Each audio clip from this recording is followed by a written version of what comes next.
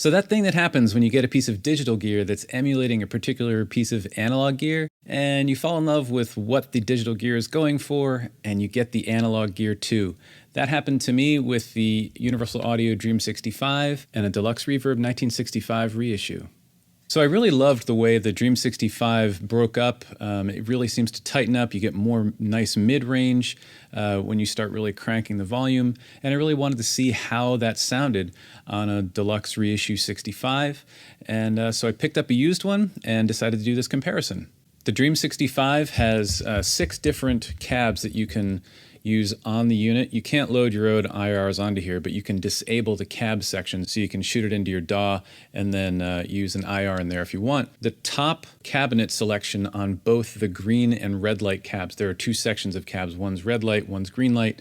I did the top in both, and because I have a UA aux, it has the same cabinet emulations and mic emulations in the UA aux, so I was able to get the same company's version of those cabs and mics, which is really cool. You can really compare these kind of apples to apples. So the 2 cabinets that I used on the Dream 65, the upper position in red is the GB25, which is basically a vintage Celestion greenback in a deluxe amp cabinet, and it's mic'd with an M160 ribbon mic. For the green cabinet on the Dream 65, again, I used the top position, which is a boutique D65, it's labeled, and that's basically a 2-rock 2x12 extension cab with Celestion G1265s, and it's mic'd with a 57 and a 120 run ribbon. And again, both of those cabinets that I used, those same cabinet emulations from UA are in the UA aux with the same microphones. If you're into these kind of videos, please help me out. Hit that subscribe button. That helps me to keep making these videos. And comment on the video. Let me know what you think of the comparison and shoot it a like. So a couple hurdles I ran into making this comparison video.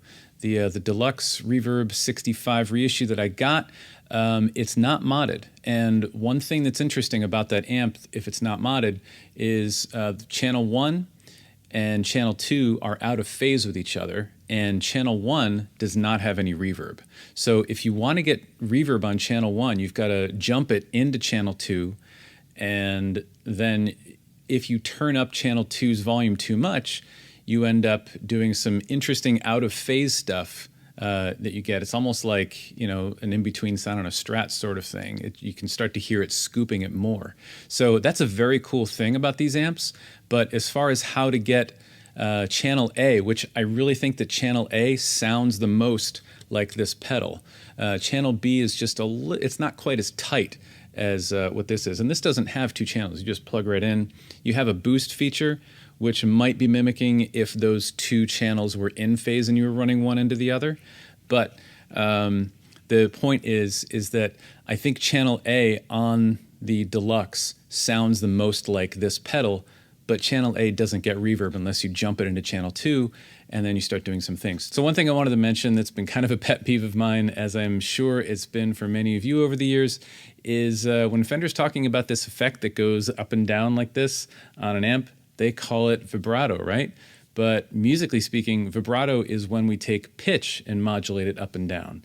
The effect of modulating volume up and down is tremolo. So that effect technically is tremolo. And I know we all use it interchangeably, but even more, when you have the whammy bar, what do we call this most of the time? We call this a trem, right? It's not a trem, it's actually a vibrato, because this is modulating pitch up and down. So this is a vibrato, and that's a tremolo. So the guitar industry has just kind of had it flip-flopped this whole time. And of course, we all understand what we mean when we're talking about it just in conversation. But in the video, I referred to it as tremolo. Anyway, before we get any further, let's just get into some tones, and I'll talk more about the comparison on the back end. Hope you enjoy.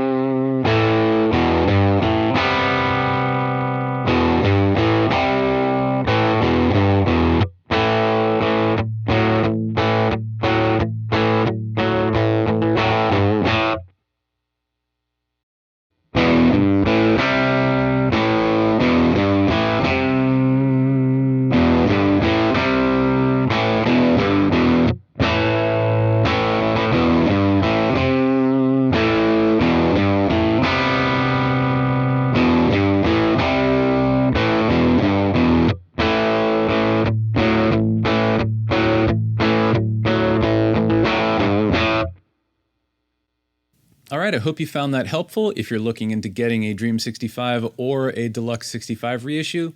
Again, I say this with every comparison, but it was super fun to make. I really enjoy doing these. They're insanely time consuming. So again, if you like this kind of thing, please hit the like button. Please subscribe to the channel. That really helps me out to be able to make these in the future. So before I dive too deep into what I thought, there were two main differences that I found between the Dream 65 and the Deluxe 65 reissue, and that's the reverb and the bass. So first with the reverb, very simple. The reverb on this is a lot brighter than a Deluxe reverb. Any way you slice it. Somebody in a couple videos ago was really heavily disagreeing with me on this, but unless there's something up with this pedal, I've played three Deluxes now, and the reverb is just a lot darker on there. Now, there are some caveats because you can brighten the reverb on a Deluxe if you jump it from channel A into channel B, because channel B becomes your reverb circuit, and you can crank the treble, cut the bass, turn the reverb all the way up, and just give it a little bit, and you've got brighter reverb. But even with that, I wasn't able to get the brightness of the reverb that this thing has. And that's not to say that this is not a great reverb. It sounds awesome. And I think a lot of emulations err on the side of bright because you can always cut highs, but you can't add them back in. So it's that whole thing. But I found that the reverb is bright enough on this that it actually brightens your tone when you add reverb into it, unless you have a really bright tone to begin with, which I'm always going for darker tone. It's just kind of how my ear is. When things are too trebly, I'm just uncomfortable, and I like things to be pretty dark, to the point where I'm like, oh, this tone is great. I record the tone. I'm like, it's too dark. I need to make my ears uncomfortable in order for it to sound correct. So I've always been fighting that with my ears. But that being said, I really do think once you crank the reverb on this up a little bit, it's going to brighten your tone, which is kind of interesting because you can compensate. You can have both a dark tone with a nice bright reverb. It's a very cool thing, but they're different. And just going into channel B without jumping them and getting, a nice blend of bass and treble on the amp, when you add the reverb in, it's just way dark on there. They're two totally different things, and it's kind of up to preference. And I hope the video helped you kind of suss that out. If you really like bright reverbs, this is the way to go.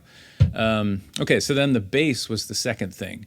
What it all boils down to for me, and as simply as I can put it, the bass and the treble, but we're going to focus on the bass for right now. The bass on the Dream 65, it seems like it's extended. You get a lot more bass frequencies, like just how far the frequencies extend out on the Dream 65. When you crank that bass, you're getting a lot of lows, not just a couple frequencies really big. You're getting a lot of different frequencies in lows. Whereas the the Deluxe, maybe it's the fact that it's through the aux. I wouldn't really think so because I didn't have any kind of high pass filter or low cut or anything. But when I turn up the bass, you get a lot of bass, but it kind of cuts off at a certain point, and you don't get these extended lows. You get a lot of lows, but it's more focused in a certain area of the frequency spectrum. So that was pretty apparent to me, and it also kind of manifests in the treble to some degree, because when you're turning up the bass and treble on this guy, to some degree, they work very independently of each other. And I feel like with the Deluxe, when you're working with the bass and treble, they are not independent. They're it's a real kind of passive EQ sounding system where they're really, I don't know if it is a passive EQ, but that's kind of what it feels like. They're really kind of interdependent. When you turn up the treble, it affects the bass, and more so when you turn up the bass, it affects the treble. And when you turn up the volume, it kind of changes how the bass and treble frequencies are perceived. That was apparent on this as well. When you crank the volume, you're really getting a different frequency spread. So that could be really cool, because I find that with the Deluxe, when you have your bass and your treble kind of where you want them, it sounds like it's in a bubble, right? It's it's very contained and self-contained. When you've got your bass and your treble in here, they kind of sound like they're a little bit separate. So that's just something to keep in mind with these two units. You might hear it differently, but that's really what my experience has been. All right, with those two main differences out of the way that I found between the pedal and the amp, just wanted to talk about the tremolo or vibrato. I feel like it's almost the same kind of thing. There's a theme here with the pedal that I feel like that circuit just isn't quite as integrated and interdependent with the other functions of the pedal as it is on the amp. It almost sounded like when I first turned on this the tremolo on here, it almost sounded like I could have just put the pedal through into my DAW and then added a tremolo in the DAW, and it would have sounded pretty similar. On the amp, it really, like, you can hear kind of how the tremolo is pushing the tube, and like it has this kind of dirtiness that is not very, well, dirtiness that's not very clean. Like, this sounds, I guess a good way to describe it, it sounds a lot cleaner than it does on the amp. I mean, that being said, it's a great sounding function, and to have all this stuff in one pedal is amazing. And that's kind of with before mentioning all the different functionality that you have from this pedal. Like, you've got the mods where you have a lead mod over here, and the D-Tex, which is like the SRV mod, and that really comes into play once you start using the boost. So if you bring the boost up and you go through these switches, I didn't really do that because there's no way to do that on the amp at all. It just doesn't happen. So that is really cool because you can really hear different mid-range boosts and different things that happen with the frequencies when you have the boost up and you're switching between lead, the SRV mod, and then they just have the stock in the middle. So this whole video, I think, was just the stock the whole time. There may have been one thing where I was trying to get a sound that I got on the Deluxe. I was trying to get it, and I might have found a good sound with it in the lead position, but I'm not sure. I was really just kind of throwing whatever I could to the wall to see if it stuck.